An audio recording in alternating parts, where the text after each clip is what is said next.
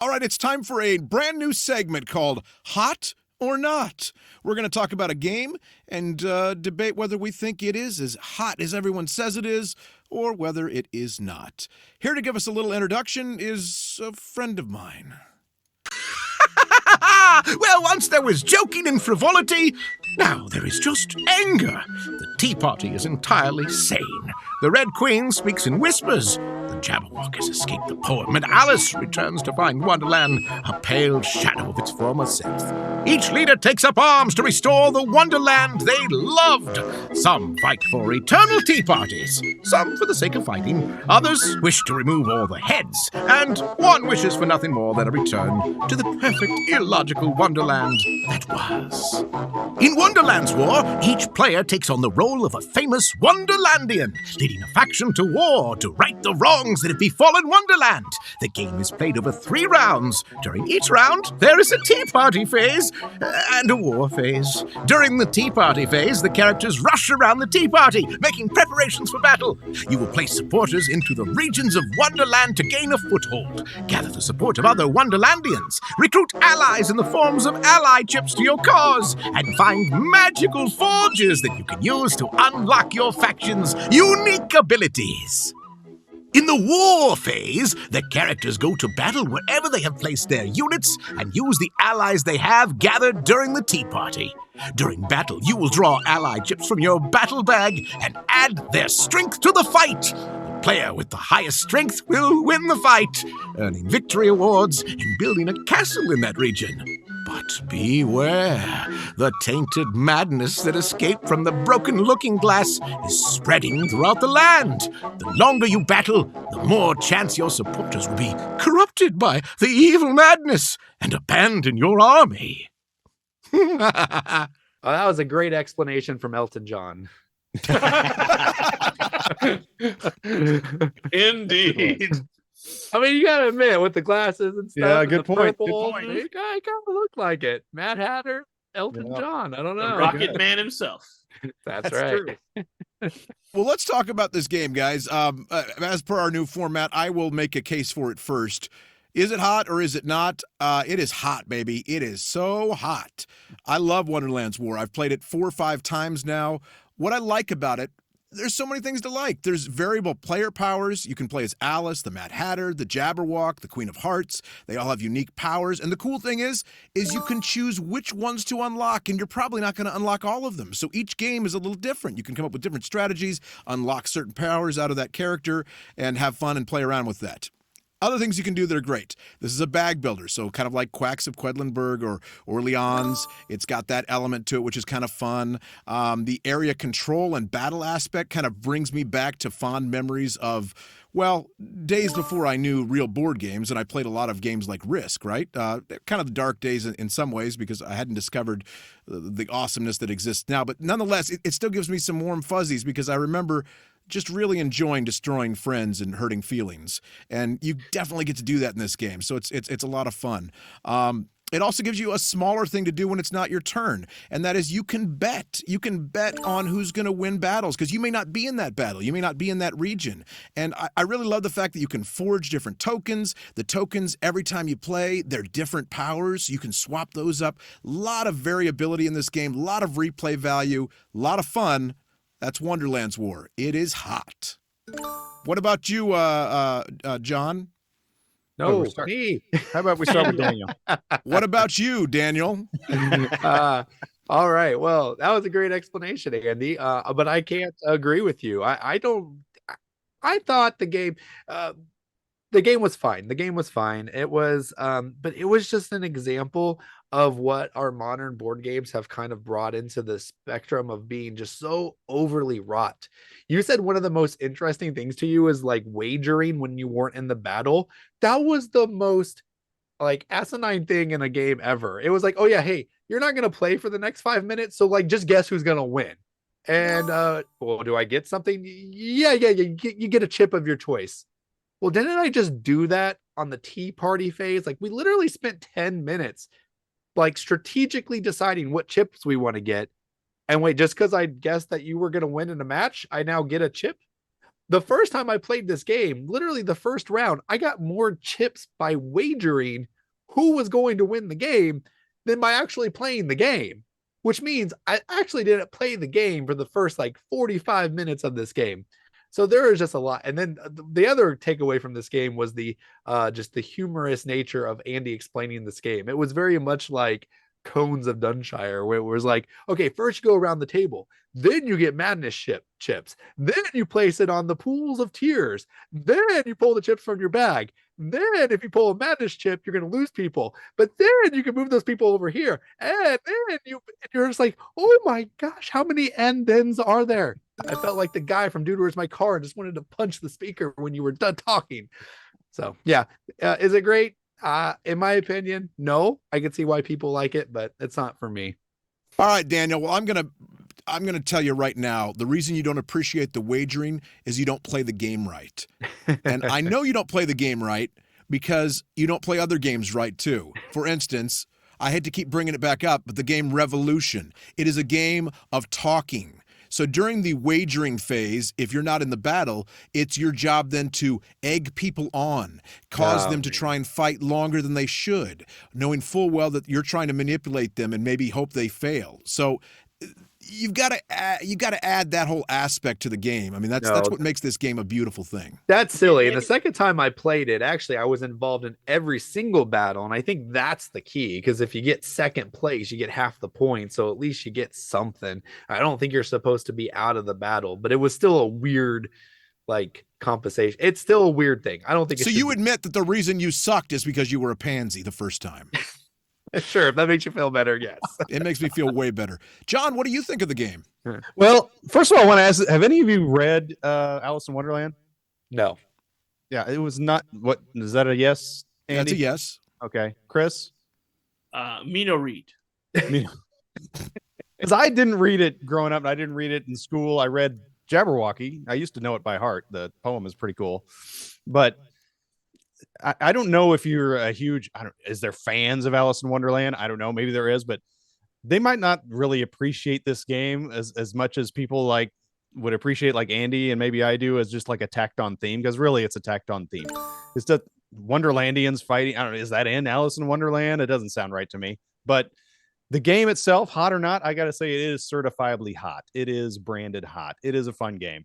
And yes, the betting, the wagering, really, that it should only come into play a lot, maybe the first round or a round and a half, because yeah, you should be getting involved in every battle and have it, like Daniel was saying, somebody might have more troops there than you or whatever, or more Wonderlandians. I'm sorry, these aren't soldiers, these are Wonderlandians. They might have more than you, but they have a different goal in mind. They're like, well, I'm just here to reach a forge spot so I can forge twice on this turn, or I'm just here because my end game thing says I need to stop here with a 1 and I'm gonna get points. So you might be able to pass them up and take second. You didn't know you could, and then boom, all of a sudden you got 6 points that you didn't know you were going to get. So it pays to be in every battle. I think the first time I played, I had a structure in every segment, so I had won every segment at some point. And you have to be more involved in the battles. And I think maybe it's got a cute theme. That's why people like it. It's produced really well. I would rather it was just a straight up military theme myself. I think it would be so much cooler. But as it is hot. It's a fun game, and it's a good time. You need to check it out if you haven't. Wonderlands War lives up to the hype, Andy. That's what I got for you. Thank you, John. Well said. Well said. I usually don't applaud you in anything. No, you do not. Today, for you, this one time only. Yeah, there you go. When I win, I get boos, but when I'm in last place, I get cheers. Yeah. Now, I'm ready for this because I can't wait to hear what's said next, because old man Chris. Didn't he already go? He hasn't gone yet, and he's about ready to throw cold water all over this. So go for it, Chris. What do you got? Yeah, the key, John, is just to have the same take as Andy, and then you get applauded. I like to be. I'm a truthful person. This is my life. I am an old man. All that kind of stuff. But I will admit, sometimes I add a little animation for fun. I don't really embellish things, but like you can tell that I'm pushing it from 8 to 10 just for a little fun, right? I am not doing that in any way, shape, or form when I say that this is the biggest letdown of a game that I have heard hyped ever. I have never seen a game that people talk so highly that was so atrocious. This game was, the designers were like, hey, there's this thing called Kickstarter and you can make a lot of money. So what we're going to do is we're just going to pick a handful of different mechanics, throw it in a bowl, scoop it up, and because since we're here just to make money, we're just going to pick a IP from public domain so we don't have to pay anything, and then we're going to ship it. And that's, well, not actually, because it's Kickstarter, so it's going to wait like 15 years for it ships. But that's the plan. And that's what they did here. They're like, okay, cool. People like a rondelle. So we got Allison. Oh, there's the tea party. Okay, well, we'll go have them go around a table. And what else? They're all and area control. That's a simple one. People like that. Cool. We'll throw that in there. And bag building. That's big now. People really like Quacks and stuff. So why don't we take a simple game like Quacks that's meant to be simple and like work, because even though it's random pulling from a bag, but it's simple, it's family, that'll work. Oh, but let's make it horribly complicated for no reason. Let's upgrade our chips like in Quacks, except instead of having some sort of agency over when you update, when you actually upgrade your chips, let's do it as a weird betting game that actually there's no odds at all. It doesn't matter. It's not like, the guy in last has 1 piece, the guy in first has 8 of them, so I'm going to bet on the guy with 1, and if I win, I'll get like 10 chips, right? No, I'm just going to pick the guy who has 8 because of numbers. And then the guy who does win, he's like, oh, sweet, I'm so excited about winning this. I'm going to get the prize of a castle in my spot. And that's going to do something special. Wait, what? It's just a victory point? It's just nothing. There's no added. Too straight. Oh, okay. But I could like put more. Oh, I can only just put 1 in each. There's just 1 for each one. I can't even customize that. It's not just a victory point, Chris. It adds to your strength in the region. Okay. Okay, and so that'll be helpful to get another one there, right? No, but you need to win battles there to get in-game goals. And you are absolutely incorrect, sir. You act like this is just a mishmash of mechanics thrown together with no thought process whatsoever. It's a masterpiece. It's a masterpiece. What they have done is they have taken mechanics from great games. So they have taken the bag building or deck building aspect that originated with something like Dominion. They have taken the skirmish, the war type stuff from Risk, and then they combine it with the rondelle stuff from a game like Heaven and Ale, and it's beautiful. It's beautiful. It's not, and people will say it's just an Ameritrash game. It's not an Ameritrash game. It's an Ameritrash meets Euro love fest. It's wonderful. I got to get the Euro about this game. People for real, like I led earlier talking about being real. I'm being real when I say Andy is lying more than I've ever met ever in this life. And this dude professionally lies. No, I don't. I'm not an attorney. Liar. He's not a liar. He's not a lawyer, but he professionally lies to people.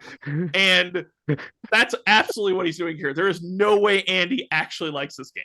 I do like the game. I actually do. He knew the reason he doesn't like the game is because he knew in the first couple of turns, I was like he was explaining the game and I was just like, you're kidding, right? Like I didn't say that to him, but that was the look clearly on my face because I'm also like, it was very clear. My emotions are on my sleeve. Like exactly how I feel. Like it's just how I am. I can't mask them. No. And so I guarantee, I know because I know Andy. He was like, "Oh, Chris hates this game, so I'm going to love it." Just to nope. I played it 4 times before I ever played it with you, and I convinced you to play it because I loved it so much. And you know what? You cannot because you hijacked Ryan's birthday. I hijacked Ryan's birthday. You absolutely did. Blah blah blah. Anyway, sorry, Ryan. Happy birthday. Yeah, I wanted a tea party. I wanted a tea party. Listen, you can't blame the game on my poor explanation. I'm a terrible teacher. I fully admit that. I don't know how to teach games. I'm terrible at it. I hate doing it. I'm nervous when I do it because I'm like, oh no, I'm saying the same thing over and over again. You're judging it based on my teach. That was a good game. You have not even given it another chance. You played 2/3 of a game. Your opinion does not even count here, sir. Right. Two things I want to say to Chris. First of all, I will agree with Chris. It is more complicated than it needs to be. I played it and then I had to relearn it to play it again, and there's a few too many steps in there, and they're not ergonomic. They don't make sense to you all the time. But I'd still say it's a hot game and it's a good game for a reason. Second thing, Chris. Really, compared to Wingspan, as much as you hated Wingspan with all the hype, you think this one pales to the hype more than Wingspan? I'm just curious. Yeah, like I didn't think it could have been, but like, and I'm really not being hyperbolic here. Like I was absolutely floored. I couldn't believe like how much it was hyped and how bad it was. Like I told Daniel when I was playing it, I was like, I feel this is the epitome of everything I have a problem with this community, the board game community at this point. And Daniel hit on it earlier. Like it's they just put all the stuff in there, produced it big and loud, and used an IP to lure people in. Like it's just there's no. Again, I think I feel like people are just convincing themselves they're playing some nice art, and it's not an intellectual property anymore. It's in the public domain. Well, right, but it's the same draw. But again, that's the whole thing. They were like, I said, they were like, well, let's pick one that's free too. And you're not even talking about the fact that the artwork is just phenomenal. It's beautiful artwork. Oh, it's beautiful. The game looks gorgeous. It does. It is. It's a pretty game, but there's no superfluous pieces, are there, Daniel? No, none at all. Was that a reference to something I'm missing here? What's that? Oh, when we played, you kept saying we wouldn't really need a piece for this, but here it is. I may as well have it. Oh, yes. There are literally Wonderlandian standees is what they're called in the rule book, but they're not standees. They're miniatures. Yeah. And what does that miniature do? It says, I have 2 strength in this area. And now it's gone. Well, they were standees in the base game. You're probably playing the Kickstarter. Oh, I was playing the Kickstarter, but what's funny about that is it was Alice's power. It says, take a random standee. Ah, yes. How do I take a random miniature? Like, do I need to borrow your Mad Hatter's hat and throw them all in there and pick one out? You know what they should call? And then go through the deck of cards to figure out where that one is. And they all look the same. Humpty Dumpty looks just like Tweedledee and Tweedledum. That's true. So all fat people look the same to you, is what you're saying, basically. Egg-shaped fat people, then yeah, that just have arms and legs and a body. You know what they should call a random standee? What? A Randy. With 2 E's. Awesome. Yes. All right, guys. Well, I hope you enjoyed our review of the new hot game, Wonderlands War. Let us know in the comments below if you've played Wonderlands War and whether you think it is hot or not. And as always, don't forget to smash those like and subscribe buttons. We're going to head to our next round now.